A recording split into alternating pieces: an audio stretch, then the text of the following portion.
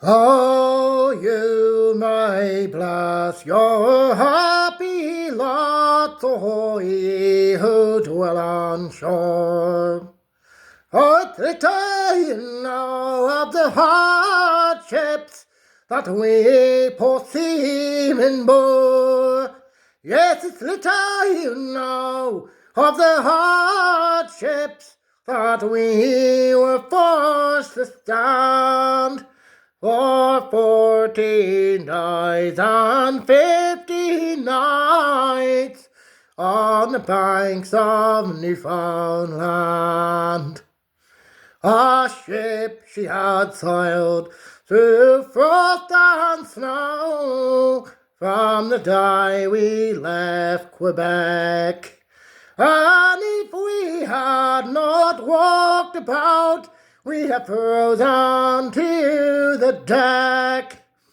But we being true-born sailormen that ever a ship had manned, our captain he doubled our groggy stay on the banks of Newfoundland. Well, there never was a ship, me boys, that sailed the western waves, but the billowing seas came rolling in and bent them into staves. A ship being built of unseasoned wood, it could but little stand the hurricane. It met us there on the banks of Newfoundland. Well, we fasted for 13 days and nights, our provisions giving out. On the morning of the 14th day, we cast our lines about. Well, the lot it fell on the captain's son, and thinking relief at hand, we spared him for another night on the banks of Newfoundland.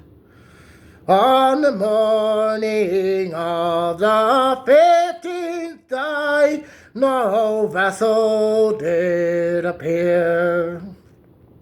We gave to him another hour to offer up a prayer, where Providence in us proved kind, kept blood from every hand.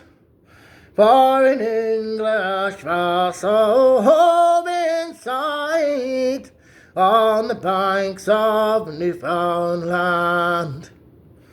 We hoisted aloft our signal, they bore down on us straightway. When they saw the pitiful condition, they began to weep and pray. 500 souls we had on board when first we left the land. There's now alive but 75 on the banks of Newfoundland. They took us off that ship, me boys, we was more like ghosts than men. They fed us and they clothed us and they brought us back again. They fed us and they clothed us and brought us straight to land. While the billowing waves roll over the graves on the banks of Newfoundland.